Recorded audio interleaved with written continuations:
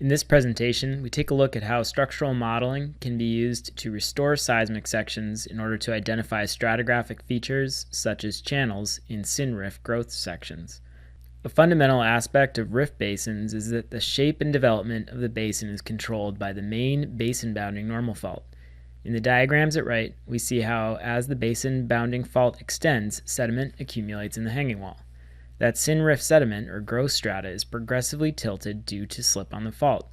From a structural geology perspective, the broad-scale horizon geometry that we observe in seismic sections is defined by the underlying fault shape, slip, and sedimentation history. However, sedimentation in the syn-rift section is also controlled by alluvial and fluvial processes. Those processes are influenced by the topographic tilting of the hanging wall due to fault movement. So in terms of a seismic section and reservoir scale features, the final syn-rift geometry is the combined result of sedimentary and structural processes. But how can we disentangle the stratigraphic architecture of a rift basin from the structural geometry related to extension? The objective of this study is to demonstrate how fault-bend-fold structural models can be used to restore the fault-related folding observed in the seismic image in order to reveal stratigraphic features. By fitting a fault-bend-fold model to the seismically imaged growth strata geometry, we reconstruct both the structural history of the fault and the burial history of the hanging wall basin. The model fold surfaces are then used to restore the seismic image to remove most of the geometry associated with fault-related deformation. The remaining horizon geometries in the restored seismic image are then interpreted to represent non-structural geologic features related to the alluvial and fluvial processes that dominate rift basin sedimentation. This approach can potentially preserve any non-structural sedimentary architecture in the restored seismic image. Structural fault-bend-fold forward models, such as the one shown here, quantitatively relate the seismically observable fold shapes in the hanging wall basin to the underlying geometry of the controlling fault plane. The models assume that as rocks are displaced in the hanging wall of a fault, they move parallel to the underlying fault plane. Bends in that fault plane result in changes in the displacement direction experienced by those hanging wall rocks, causing them to deform and fold in order to accommodate those changes in the displacement direction. For a given fault geometry, fault-bend-fold models allow us to compute the expected seismic scale fold geometries for pre-growth and growth horizons that develop during extension. In the example shown here, a structural forward model was fitted to a seismic image of a large-scale rollover structure with a thick growth section. Since folded growth strata are a combined record of fault slip and sedimentation, the model accurately reproduces those fold shapes. It provides a reliable reconstruction of the structural history and burial history of the structure. At right, we plot the footwall burial history for each of those horizons that result from the model that best fits those fold shapes. The key for our purposes today is that the fault-bend-fold models give us an independent estimate of the structural fold geometry that doesn't really involve directly picking seismic horizons. The model strictly computes the expected horizon geometries for a fault-related fold. Since the computed model surfaces represent the expected geometry for fault-related folding, we can restore the syn-rift seismic section based on these model surfaces to back out most of the fault and fold-related geometry from the seismically imaged horizons. In locations where the structural model generally matches the seismically imaged fold geometry at the basin scale, the restored seismic horizons will be largely horizontal. Any remaining smaller scale deviations from horizontal in the restored seismic image may then represent sedimentary features such as fluvial successions, or features that are unrelated to fault-bend-fold geometry. To show this process in action, we'll go back to our simple growth fault example. For the yellow and pink model surfaces, the modeled fold geometry closely matches the picked seismic stratigraphy in the hanging wall. Starting with the yellow and pink surfaces, the restored seismic sections feature nearly horizontal seismic horizons near each target restoration surface. In both cases, the underlying seismic stratigraphy is not fully restored to horizontal because the yellow and pink horizons are within the syn-rift growth section. This is indicated by the fact that the remaining folding lower in the restored section shows dips that progressively increase towards the fault and are geometrically conformable to the underlying model surfaces. In both of these restorations, the model restores most of the seismic horizon geometry, leaving only minor residuals. We argue that this indicates the majority of the seismically observed stratigraphic geometry is explainable as growth folding over a listric fault. For the green model horizon, the restoration result is similar to the younger pink and yellow horizons. In this case, however, relatively more of the seismic stratigraphy is flattened in the restored image, possibly indicating less structural growth prior to deposition of the green horizon. For the final blue horizon, there is a fairly pronounced deviation between the restored model horizon and the actual observed seismic stratigraphy. In the restored seismic section, this is visualized by the deviation between the model horizon used for the restoration, shown as a solid line, and the picked horizon, shown by the dashed line. So model residuals, or the discrepancies between the seismic stratigraphy and the fault bend fold model that we saw in this example, can be attributed to a number of factors. A primary concern is if any of the structural model assumptions were not appropriate for the given structure. A few common pitfalls include incorrect kinematic assumptions or the presence of mobile layers that would violate the area conservation assumptions in the kinematic models. However, as we have seen in the introductory example, if the model matches the seismic stratigraphy while honoring the known fault location, then the model assumptions are likely valid. In these situations, any residuals on the restored section may be related to non-structural features, especially those driven by sedimentary processes.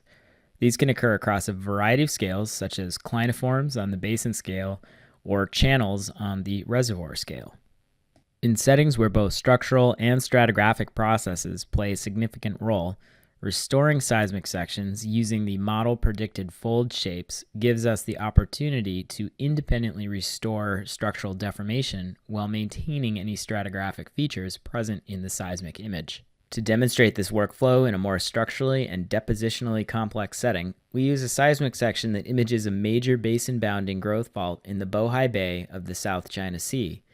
The subbasin, shown in the seismic section here, is controlled by a listric fault with a thick Eocene through Oligocene syn-rift growth section that unconformably overlies a Proterozoic pre-rift section.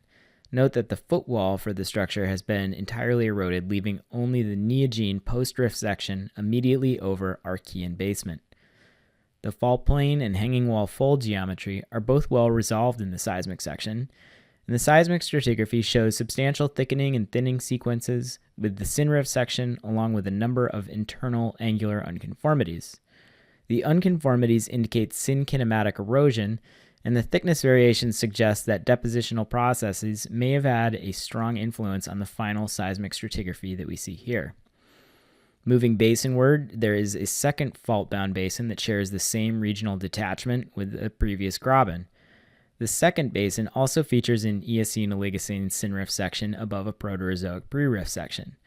Stylistically, the syn-rift sequences show progressive thickening towards the basin-bounding fault, which is more consistent with simple models of growth fold geometry in listric fault rollovers. So in general, it appears that the syn-rift depositional processes may have had more of an influence on the seismic stratigraphy of the first graben than the second. Modeling the rift structure is complicated by the complete erosion of the syn-rift and pre-rift section from the footwall. However, because the fault plane and fold geometry are well imaged in the seismic section, we can create a forward model that reconstructs the eroded footwall based on the seismically constrained fold and fault geometry. Structure Solver allows users to interactively vary the footwall locations in a model and the fault geometry until the computed fold shape matches the seismically imaged fold.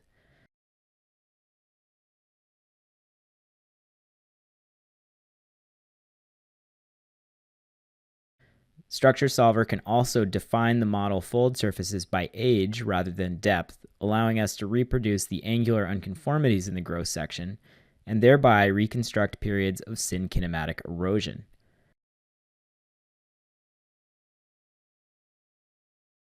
The eroded horizons are shown by dashed lines where they have been removed from the footwall, and as solid lines where they are preserved in the hanging wall. In this case, the model indicates almost 6.5 kilometers of material was eroded from the footwall. This is shown in a burial history plot where the initial pre-growth horizons were deposited during a phase of regional burial, but when extension initiated at the deposition of the pink horizon, syn-extensional erosion dominated, resulting in the observed angular unconformities in the syn-rift section. Modeling the second graben is somewhat more constrained because the footwall stratigraphy in the second graben model must be consistent with the depths of the horizon in the hanging wall from the first model of the previous graben. Nonetheless, we are able to fit a model that closely follows the large-scale folding in the hanging wall while honoring the imaged fault location and maintaining continuity between the models for both of the grabens. Since both structural models provide a consistent stratigraphic framework and burial history, we can link them together to show the relative timing of faulting and sedimentation in both basins. Graben 1 on the left begins to extend first, with the second graben following shortly afterwards. Both grabens are subject to regional erosion at about the same time, but the higher structural level of the first graben results in the development of multiple angular unconformities within the hanging wall syn-rift section. In contrast, the second graben experiences much less erosion as it is displaced to a structurally deeper level below the base of erosion. The linked models match most of the interpreted horizon geometry in the first basin, with a few notable exceptions at the green-orange horizons. The second model also reproduces the seismic stratigraphy quite closely, with fewer deviations from the directly interpreted horizon picks. For the second model, most of the model deviations appear to occur around the secondary normal faults that are present in the hanging wall of the second graben.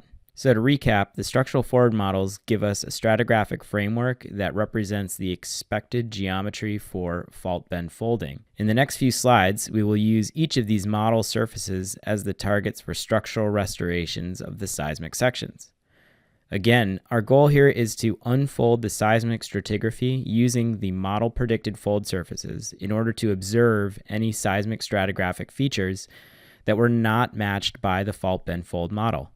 So by looking at the unfolded seismic stratigraphy, we should be able to identify if the residual geometry in the restored section is related to structural complexities not covered by the models, or in the best case, identify fluvial features that were originally masked by fault-related folding. In each restoration step, we will see the restored model horizon as a solid line and the interpreted horizon as the dashed line in the same color. The restored model horizons will always be completely flat, as this was the horizon used to restore the seismic section. So for the blue horizon, the model surface closely matched the interpreted seismic horizon, leaving relatively little residual geometry in the unfolded seismic section. The next step in our sequential restoration is the green horizon. For the first graben, there is substantially more seismic stratigraphy that isn't unfolded by the model. The restored seismic stratigraphy features a number of shorter 1 to 2 kilometer wavelength undulations that fall below the broad-scale fault bend fold geometry used for the restoration. In the second graben, much more of the seismic stratigraphy is restored to horizontal by the model surface.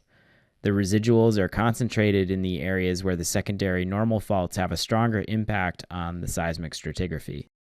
In the first graben, the restoration for the orange surface also results in similar residual features observed in the green model surface restoration. In this case, there's a single depression in the seismic stratigraphy about 1 to 2 kilometers across, which restores to a position adjacent to the basin-bounding normal fault. In the second graben, restoring the orange surface also removes the majority of the folding observed in the seismic stratigraphy. There's relatively more model residuals than in the previous restoration because the influence of these secondary normal faults is much more pervasive at this level. Since the slip on these faults was not treated by the regional fault bend fold model, the offsets on each secondary fault were not restored. In the forward models, the pink horizon marked the onset of regional erosion and activation of the master fault for the second graben. So unfolding the pink model horizon results in much more horizontal restored seismic stratigraphy in the first graben with relatively few residuals in the restored section. The second graben has comparably more residual geometry in the restored seismic stratigraphy, But as before, it is largely focused around the secondary normal faults that were not covered in the underlying fault bend fold model. So overall, we found that the model residuals in the first graben were largely associated with smaller scale horizon undulations below the scale of the regional fault bend fold geometry generated by the model and used to unfold the seismic sections. In contrast, the model residuals in the second graben are mainly concentrated around the network of secondary normal faults. These faults were not included in the regional fault bend fold model, so their slip was not accounted for in the restoration steps. So for both grabens, the regional fault bend fold models reproduce the majority of the observed geometry in the seismic stratigraphy.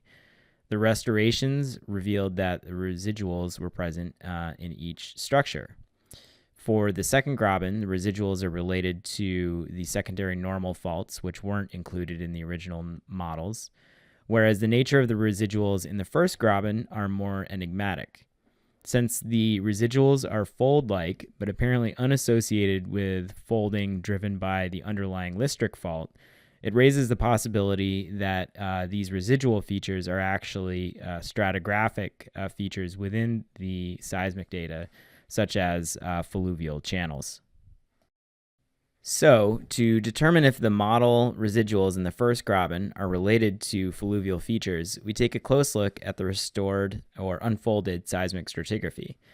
Starting with the restoration from the blue model surface, the restored seismic section reveals relatively few residuals, but if we take a look at the actual restored seismic stratigraphy, a few patterns emerge. Within the seismic data, the reflectors that are not restored or unfolded have concavities that are underlain by truncated reflections. These characteristics are often associated with fluvial channels incised into the underlying strata. In the context of the burial history plot computed from the forward model, we see that the blue horizon was deposited during the recent waning stages of syn-rift erosion that removed the footwall strata. It is worth noting that the restored location of this possible channel is within the region where the underlying fault transitions from being steeply dipping to a shallower fault dip at depth. From numerical models of rift basin channel behavior, we know that these channels are generally confined to regions where fault-driven subsidence is greatest. This is consistent with the results here in that the channel restores to a region where the kinematic fault bend fold model has the greatest vertical displacement along that steep fault dip. The model residuals in the unfolded seismic section were most significant for the green surface restoration. Within the restored seismic stratigraphy, there's a block of chaotic, broken up reflectors that restore adjacent to the main fault. The boundary of this block is defined by erosional truncations where laterally contiguous reflectors terminate against the block. Based on the seismic character and the restored location, this may be a fault proximal slump or debris flow. From the model burial history, we see the green horizon was deposited during a period of relatively high erosion rates compared to the blue horizon. So rapid regional erosion would be consistent with material being actively removed from the footwall and then deposited in the developing hanging wall basin. Finally, for the orange model surface, the main residual geometry in the restored seismic stratigraphy is a systematic series of concavities that are smaller scale than the overall growth folding. The edges of the concavities are defined by truncated reflectors, and the concavities themselves are filled by reflectors that do not extend beyond the boundaries of the concavity itself. Altogether, these seismic features are characteristically similar to a sequence of stacked fluvial channels. The model burial history indicates that this was deposited during a period of high erosion rates and high fault-driven subsidence in the hanging wall. And again, the restored location of these channels is also within the general area where we'd have the highest vertical displacement as indicated by the kinematic model. And that may explain why these channels were confined to a very restricted region immediately adjacent to the main fault. From this case study, we have been able to demonstrate a workflow that combines structural forward modeling and restoration to better identify possible fluvial and alluvial seismic stratigraphic features in a folded and faulted syn-rift section. The first step was to develop a fault bend fold model that computed the expected growth fold geometry, which is consistent with the underlying seismically imaged fault shape. In the case of the Bohai Bay growth fault, the modeled fold shape did not always match the seismically imaged horizon geometry that we were targeting. This is likely due to the fact that the model surfaces simply represent the expected fold geometry that would arise as an initially flat horizon was displaced and deformed above a listric fault. Based on the premise that the modeled fold geometry provides an independent estimate of fault-related folding, which does not rely on directly picking any seismic horizons, we propose that the model surfaces could be used as an independent reference surface for restoring fault-related folding. The resulting restorations would essentially unfold fault-related deformation while preserving any stratigraphic features associated with deposition of the observed seismically imaged horizon and stratigraphy. In the case of the Bohai rift structure, this process revealed possible debris flows and stacked channels that would have been otherwise difficult to detect without first removing the rift-related folding from the seismic stratigraphy.